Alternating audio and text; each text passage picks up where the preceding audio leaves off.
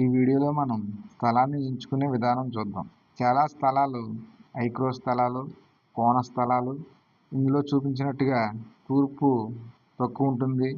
ఇలాంటి స్థలాలు క్రాస్ స్థలాలు చాలా తక్కువ రేటుకి వచ్చేస్తాయని, ఇందులో మనం తీసుకుంటే కరెక్ట్గా ఇల్లుకి సరిపోద్దని చాలామంది తీసుకుంటారు. ఉదాహరణకి ఇక్కడ 10 ఉంటుంది, ఇది 100 ఉంటుంది, ఇది వచ్చి 60 ఉంటుంది. మనం సరిగ్గా తీసుకుంటే ఇది ఒక 30, ఇది ఒక 50 వచ్చేస్తుంది. స్థలం చాలా బాగుంటుంది, తీసుకుందాం అనుకుంటారు. ఉదాహరణకి ఇది దక్షిణం రోడ్డు అనుకుందాం. దక్షిణం రోడ్డు ఇలా వచ్చింది అనుకుందాం. దక్షిణం రోడ్డు వచ్చిన ఈ కోణ స్థలాలు ఈ మొక్క ఎవ్వరూ తీసుకోరు. ఈ మైనస్ ఇదంతా స్థలం అంతా మీ పేరున ఉంటుంది. ఈ కోణ స్థలాలకి ఇది వేస్ట్గా ఉంటుంది, ఇది వేస్ట్గా ఉండిపోద్ది. దీన్ని ఎవరో తీసుకోరు. ఈ మూల స్థలాలు అలా ఉండిపోతాయి, మీ మీదే ఉండిపోతాయి. ఇందులో తీసుకున్న ఈ స్థలం అంతా మీ పేరు మీద ఉంటుంది. ఇది చాలా తప్పు, చాలా అనర్థాలు ఉంటాయి.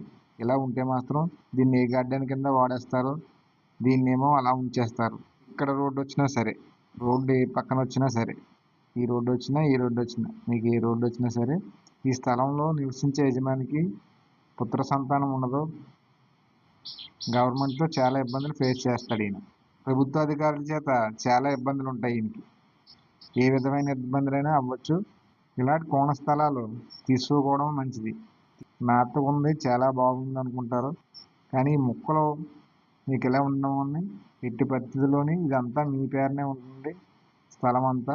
అందుకని మీకే వర్తిస్తుంది. సంతానం ఇబ్బంది, ప్రభుత్వం ఇబ్బంది ఖచ్చితంగా ఉంటుంది ఇందులో.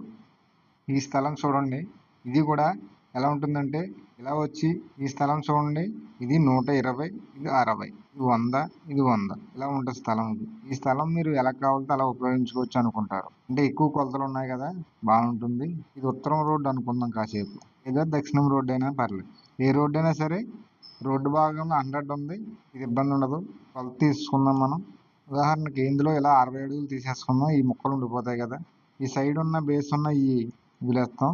ఈ పక్క ఉంటే ఇది గార్డెన్ కింద వాడేసుకుంటాం, ఇది ఉంటే ఇది ఏదో రకంగా వాడేసుకుంటాం అనుకుంటాం. ఇదంతా ఏమవుతుందంటే వాయువు అవుతుంది. ఇది పడమర ఉత్తరం వాయువు అవుతుంది. మూల నైరుతి పెరకం, ఇది వాయువు పెరకం. రెండు పెరకాలు మంచివి కాదు. రోడ్డు ఎలా ఉంటుంది, దీన్ని ఎవరు తీసుకోరు. మీ దగ్గర ఎవరో తీసుకోరు, అవి మీ పేరునే ఉంటాయి. బిట్టు బాగానే వచ్చింది, అన్ని రకాలుగా బాగానే ఉంటుంది అని, బాగా మంచి బిట్టు వచ్చింది, తక్కువగా వచ్చిందని తీసేసుకుంటారు. ఇలా మీ పేరున ఇవన్నీ మీ పేరున ఉండిపోతే అదంతా మీకే వర్తిస్తుంది అంతే తప్ప యజమాని ఎవరైతే స్థలం రిజిస్ట్రేషన్ చేసుకున్నారో వారి పేరునే ఉంటుంది మొత్తం అంతా. ఈ క్రాస్ మొక్కలు ఎవరికైనా చేయగలిగితే బాగుంటుంది, లేదంటే మాత్రం చాలా ఇబ్బంది ఉంటుంది. ఇందులో నివసించే యజమానికి దీర్ఘకాల రోగం ఉంటుంది. ఏ రోగమైనా సరే అది ఎన్ని హాస్పిటల్ తిరిగినా అలా ఉంటూనే ఉంటుంది. అభివృద్ధి అసలు ఉండదు. ధనధాన్యాలకు ఎప్పుడూ లోటే. దానికి ఇప్పుడు ఏదో రోగంతో బాధపడుతుంటాడు. ఇలాంటి స్థలాలు ఎట్టి పరిస్థితుల్లో తీసుకోకూడదు. ముందు బాగానే ఉన్నట్టు ఉంటుంది, 3 years జరుగుతుల్లోకి ఇబ్బందులు స్టార్ట్ అవుతాయి. అలా జాగ్రత్తగా చూసుకోవాలి. ఈ స్థలం వద్దు. ఇంకోటి చూద్దాం.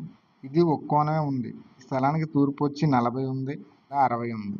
ఇలా చూస్తే 60 ఉంది, అంటే 20 అడుగుల స్థలం ఎక్స్ట్రా ఉండిపోతుంది మనకి. ఇక్కడ వాయువు పెరకం, ఇది వాయువు పెరకం స్థలం. ఇది కోణమే కదా అని తీసుకుందాం అనుకుంటారు.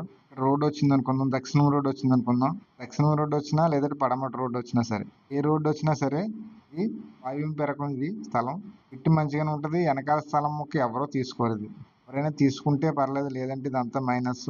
ఈ స్థలం యజమాని పేరునే ఉంటుంది. ఇది ఇలాంటి మొక్కలు ఎవరో తీసుకోరు. ఎవరైనా తీసుకుంటే మీ లక్కీ. ఈ స్థలంలో నివసించే యజమానికి ఇంట్లో ఎవరొకరికి ఇబ్బందులు ఉంటాయి. తీవ్రమైన మనోబాధతో ఇబ్బంది పడతాడు. ఇంట్లో ఎవరొకరికి యజమానికి అంటే యజమాని తరపులు ఎవరొకరికి బాగోదు. యజమాని తరపున చెల్లికి కానీ లేదా తల్లికి కానీ ఇద్దరిలో ఎవరికొకరికి ఇబ్బంది ఉంటుంది. ఏ ఇబ్బంది అయినా సరే ఈ యజమాని మీదకి వచ్చే పడుతుంటుంది. ముఖ్యంగా తల్లికి.